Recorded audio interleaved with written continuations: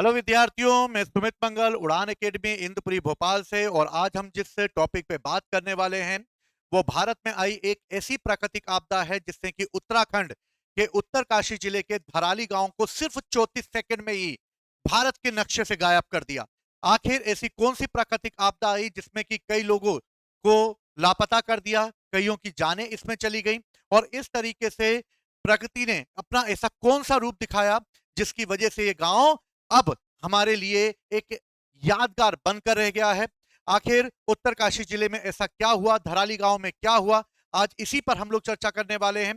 ये जो प्राकृतिक आपदा है इसे कहते हैं बादल का फटना, यानी कि क्लाउड डस्ट जो आया, यानी कि किस तरीके से जो है पूरा का पूरा गांव एक बड़े से पानी के सैलाब के तहत बहकर चला गया।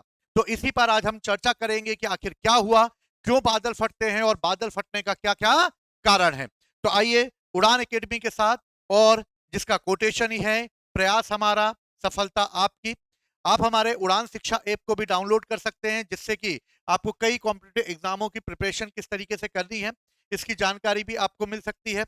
ये वो गांव है धराली गांव जो कि बादल फटने से पूरी तरीके से तबाह हो गया। और इस गांव में अगर आप देखेंगे तो मात्र 34 सेकंड लगे इस गांव को भारत से जो है पूरी तरीके से बह जाने में।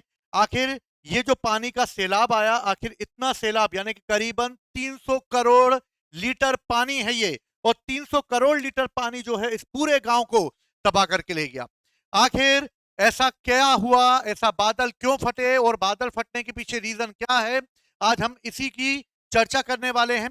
अगर देखा जाए तो ये जो आपदा हुई ये उत्तराखंड के उत्तरकाशी जिले में एक गांव है, उस गांव का नाम है धराली गांव। और इसी धराली गांव में जो है वो जो बादल हैं वो फटे थे। और धराली गांव जो है वो मुख्य रूप से 2 दिन से लगातार बरसात यहाँ पे हो रही थी। बरसात जो हो रही थी वो तेज बारिश के रूप में हो रही थी, और इस तरह तेज बारिश होने की वजह से पहाड़ों से पानी नीचे की ओर आ रहा था। जब पहाड़ों से पानी नीचे की ओर आ रहा था तो अपने साथ बहुत सारा ढेर सारा मलबा भी बहा कर ला रहा था। इसी क्रम में नाले में उफान आया, और नाले में इतना तेज उफान आया कि मंगलवार को दोपहर 1:45 पर करीबन 300 करोड़ लीटर पानी अचानक से जो है बादलों से गिरा, और गिरते ही 34 सेकंड के अंदर पूरा का पूरा गांव जो है वो बह गया। अब तक लगभग 4 लोग जो हैं वो उनकी मौत की पुष्टि हो चुकी है, और 50 से ज्यादा लोग जो हैं वो लापता हो चुके हैं जिनको जल्दी से जल्दी खोजा जा रहा है। और इसका आने का जो कारण है वो है बादल का फटना, यानी कि ऐसा क्या हुआ, ऐसे क्लाउड यानी कि बादल कैसे फटे, इन्हीं सर पर हम आज चर्चा करने वाले हैं। बादल फटने का अगर कारण को अगर देखा जाए तो बादल जो है वो मुख्य रूप से उत्तर भारत में फटते हैं। उत्तर भारत में ही क्यों फटते हैं इस पर भी आज हम लोग बात करेंगे। उत्तराखंड और हिमाचल प्रदेश में सबसे ज्यादा उत्तरकाशी, केदारनाथ, चमोली, टिहरी गढ़वाल, पिथौरागढ़, चंपावत ऐसे जिले हैं जहां पर बादलों की फटने की संभावना ज्यादा रहती है। इसके अलावा हिमाचल प्रदेश में कुल्लू, मंडी, जम्मू कश्मीर, लेह लद्दाख की पहाड़ी वाले इलाके, सिक्किम, कर्नाटक और केरल, यहां पर भी बादल फटने की संभावना जो है वो सबसे ज्यादा होती है। लेकिन उत्तर भारत के मुकाबले दक्षिण भारत में जब ये बादल फटते हैं तो बादल फटने का जितना नुकसान उत्तर भारत को करना पड़ता है, यानी कि उत्तर भारत में सबसे ज्यादा इससे प्रभावित होते हैं, ज्यादा जन और माल की हानि होती है, उतना दक्षिण में नहीं होता है। इसका कारण क्या है? इसका कारण अगर देखा जाए तो उत्तर में हिमालय माउंटेन रेंज है। और अगर हिमालय माउंटेन रेंज की बात की जाए तो हिमालय माउंटेन रेंज का निर्माण जो है वो 2 प्लेटों के टकराने से हुआ है। और इस तरह यहां से आने वाली इंडो ऑस्ट्रेलियन प्लेट और यहां से आने वाली यूरेशियन प्लेट जब आपस में टकराई तो टकराने से यहां पर एक माउंटेन खड़ा हुआ जिसका नाम था हिमालय। ये हिमालय का निर्माण लगभग 7 करोड़ वर्ष पहले हुआ, यानी कि हिमालय अभी बना हुआ है। अभी बना है यानी कि इसके ऊपर का जो भाग है ये अभी भी बनने के क्रम में है, इसलिए चट्टानें कमजोर हैं। इसलिए जब भी पानी गिरेगा तो ऊपर की जितनी भी चट्टानें वो सरक जाएंगी, और सरकने की वजह से वो मलबे में चेंज हो जाएंगी, और पहाड़ों से मलबा गांव में, शहरों में घुसेगा, जो एक बहुत बड़ी तास्ती लेकर आएगा। दक्षिण भारत की अगर हम बात करते हैं तो केरल, कर्नाटक, तमिलनाडु ये एरिया भी हैं जहां पर जो है बादल फट सकते हैं। बादल फटने का कारण यहाँ पे ज्यादा जल हानि क्यों नहीं होगी, क्योंकि अगर दक्षिण में देखा जाए तो दक्षिण का पठार जो है वो अगर प्रायद्वीपीय भारत का भाग है जो करीबन 9 करोड़ वर्ष पहले बनकर तैयार हो गया था। यानी कि हिमालय से पहले ये जम चुका है, और हिमालय से अगर पहले बन चुका है यानी कि ये मजबूत कंडीशन में आ गया है। इसके ऊपर की चट्टानें जो हैं वो बेसाल्ट और अग्नि चट्टानों से बनी हुई हैं, जबकि हिमालय की चट्टानें जो हैं वो अवसादी चट्टानों से बनी हुई है, जो कि आसानी से टूट जाती हैं, जबकि दक्षिण की चट्टानें आसानी से नहीं टूटती। बादल फटते जरूर हैं, पानी गिरता तो जरूर है, लेकिन मलबा बहकर गांव में नहीं आता, इसलिए दक्षिण में ज्यादा प्रभाव नहीं हो पाता। दूसरी महत्वपूर्ण बात अगर हम देखें तो इस समय बादल फटना क्या होता है, इसको हम समझने की कोशिश करते हैं। बादल फटने की अगर बात की जाए तो बादल जो हैं वो बेसिकली छोटे से इलाके में फटेंगे, यानी कि इलाका छोटा होना चाहिए, और इलाका छोटा होगा और बहुत ही कम समय में बहुत ज्यादा पानी जब एक साथ एक ही जगह पे गिर जाए तो बादल फटना बोलते हैं। एक मान लो कि एक पॉलीथीन है, उस पॉलीथीन में पानी भरा हुआ है और अचानक से वो पॉलीथीन फूट जाए और पूरी तरीके से पानी एक साथ जो है वो नीचे आके गिरेगा। अगर 20 से 30 स्क्वायर किलोमीटर का कोई एरिया है और इस छोटे से एरिया में अचानक 1 घंटे या उससे कम समय में, यानी कि बरसात तेज होनी चाहिए, बरसात तेज होने के साथ 1 घंटे से कम समय में लगभग 100 से 200 करोड़ लीटर पानी एक साथ बारिश के रूप में गिर जाए, यानी कि एकदम तेज पानी गिर जाए, तो इसे ही बादल फटना कहते हैं। यानी सिंपल सा, बादल फटना एक छोटे से क्षेत्र में ज्यादा से ज्यादा पानी का गिर जाना, वो भी एक कम समय के अंतर्गत, यानी कि 1 घंटे से भी कम समय के अंतर्गत 100 से 200 से 300 लीटर जो करोड़ लीटर पानी अगर गिर जाए तो इसे बादल फटना कहते हैं। दूसरी महत्वपूर्ण बात, अगर तेज बारिश और बादल फटने में अंतर क्या है। अगर हम तेज बारिश की बात करें तो पानी की मात्रा में अंतर होता है। तेज बारिश में पानी तो गिरता है लेकिन इसकी क्वांटिटी इतनी ज्यादा नहीं होती है, लेकिन बादल फटने में क्वांटिटी ज्यादा होती है, यानी एक साथ पानी गिरता है। अगर देखें तो ये तेज बरसात है, अगर तेज बरसात हो रही है, यानी कि अगर यहां पर तेज बरसात हो रही है और तेज बरसात होने से क्या होगा कि बादल जो हैं वो तेजी से बरसात करेंगे, लेकिन बादल फटने में क्या होगा, बारिश के साथ जो है वो एकदम एक ही जगह पे बहुत सारे बादल इकट्ठे हो जाएंगे और एक साथ पानी गिरा देंगे। बारिश और तेज बारिश का अनुमान लगाया जा सकता है, यानी कि बारिश कब तेज होगी हम देखते हैं, हमारे मोबाइल पर भी आ जाता है कि आज जो है वो तेज वर्षा होने वाली है, आज जो है वो मौसम कैसा रहेगा, लेकिन बादल फटने का अनुमान लगाना मुश्किल है। इसलिए बादल कब फट जाएंगे अनुमान लग तो जाएगा, लेकिन इतना समय नहीं होगा कि सुरक्षा प्रदान की जा सके। यानी कि यह भी एक प्रकार के अर्थक्वेक जैसा ही है कि जब आएगा तो अचानक आएगा और भारी तबाही लेकर आएगा। मैंने अभी आपको बताया कि यूरेशियन प्लेट और इंडो ऑस्ट्रेलियन प्लेट टकरा रही हैं और इस तरह यहां से इंडो ऑस्ट्रेलियन प्लेट यानी कि भारत का दक्षिण का हिस्सा यहां से चलना चालू हुआ। करीबन यह घटना 7 करोड़ वर्ष पहले हुई, 5.5 करोड़, 3.5 करोड़ और 1 करोड़ वर्ष पहले यह भारत का हिस्सा यहां पर आके टकरा गया। ऊपर से यूरेशियन प्लेट थी और यहां पर यूरेशियन प्लेट और इंडो ऑस्ट्रेलियन प्लेट के आपस में टकराने की वजह से जो है यहां पर एक प्रकार का स्ट्रक्चर तैयार हो गया, जिसको आज हम क्या कहते हैं, हिमालय के नाम से जानते हैं। दूसरी तरफ हिमालय की अगर बात की जाए तो ऊपर जो है वो ढीली अवसादी चट्टानें हैं जो कि पानी गिरने की वजह से टूट जाती हैं और बहकर जो है नदियों के द्वारा वो नीचे मैदानी इलाकों में आते हैं, और मैदानी इलाकों में आने के बाद ये बाहरी तबाही लेकर आती हैं। उत्तर भारत और दक्षिण भारत में बादल फटने का जो अंतर है, अगर हम इस अंतर की बात करें तो इसमें हमें दो अंतर मेन रूप से दिखाई देते हैं। दो अंतर क्या दिखाई देते हैं।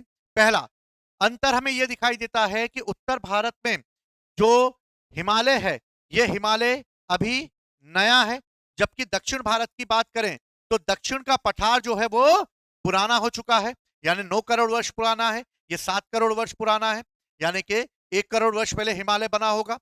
दूसरा, उत्तर में अवसादी चट्टानों से यह बना हुआ है, जबकि यह जो है बेसाल्ट और अग्नि चट्टानों से बना हुआ है, और बेसाल्ट और अग्नि चट्टानें जो हैं वो मजबूत कंडीशन में आ चुकी हैं। इसलिए दक्षिण भारत में ये चट्टानें टूटेंगी नहीं, अवसादी चट्टानें टूटेंगी और अवसादी चट्टानें टूटकर जो है नीचे आएंगी, जिससे कि एक बहुत सारा मलबा जो है वो बहते हुए आएगा। ये आप देख रहे हैं किस तरीके से पानी के साथ मलबा बहता हुआ आ रहा है, और इसी मलबे ने जो है पूरा का पूरा गांव जो है वो अपने अंदर समाहित कर लिया है। अगर हम इसके आगे अगर बात करें तो इस तरीके का स्ट्रक्चर तैयार होगा, और ये स्ट्रक्चर जो है वो एक बहुत बड़ी त्रासदी को लेकर आएगा।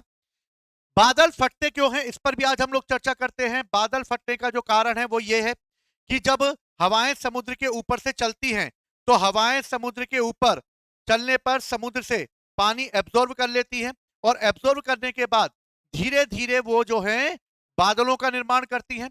जब बादलों का निर्माण करती हैं तो यहां पर धूल कणों पर कई जो है पानी जो है वो स्टोर होने लगता है। जब ये ऊंचे वाले इलाकों पर ये बादल जाते हैं, तो ऊंचे वाले इलाकों पे जाने पर अगर हम ऊपर जाते हैं तो टेम्परेचर कम होने लगता है। टेम्परेचर कम होने की वजह से ये बादल ऊपर जाएंगे और पानी की बूंदें जो हैं वो ठंडी होने लगेंगी, और इस तरीके से यहाँ पर कई बादल जो हैं वो एक साथ इकट्ठे हो जाएंगे। जब एक साथ बादल कई इकट्ठे हो जाएंगे और इन सभी बादलों में पानी जमा होगा, जब ये पानी जमा होगा और ये जब बादल ऊपर ना जा पाए, और इनमें अब इतनी आर्द्रता समाहित हो रही है, इतनी आर्द्रता इनके अंदर ने गहन कर ली है कि अब ये भड़ाम से गिरने वाले हैं। और इस तरह जब ये ऊपर वाली ऊंचाई पे जाते हैं और ये बादल जब पहाड़ों पे जाकर इकट्ठे हो जाते हैं, तो अचानक से ये बहुत तेज बारिश कर देते हैं, और एक साथ ये करीबन 100 लीटर, 500 लीटर, 1000 लीटर नहीं, बल्कि करोड़ों लीटर में पानी एक साथ छोड़ देते हैं। और करोड़ों लीटर में पानी छोड़ने की वजह से ऊपर की जो परत जो अवसादी चट्टानों से बनी हुई है, ये भी खिसक के नीचे आ जाती है। और जब ये नीचे खिसक कर आती है, तो इसी के नीचे खिसकने की वजह से जो भी गांव यहां पर बने होंगे, ये सारे गांव इसकी चपेट में आ जाएंगे, और इस तरीके से बादल फट जाएंगे। समुद्र के ऊपर भाप के गुब्बारे के रूप में ये बादल चलते हैं, और समुद्र से नमी लेने के साथ ही धरती के ऊपर जब आते हैं, तो इन बादलों से नम हवाओं के द्वारा जो है वो समुद्र का पानी एब्जॉर्ब कर लिया जाता है, और इसी तरीके से मानसून के रूप में ये भारत के ऊपर या अन्य क्षेत्रों में गिरते हैं। जब ऊपरी वातावरण में बादल ठंडे हो जाते हैं, तो बूंदों के रूप में तब्दील हो जाते हैं, और यही बूंदे भारी होकर जब धरती पर गिरती हैं, तो इन्हें ही हम बारिश कहते हैं, और इस तरह बारिश हो जाती है।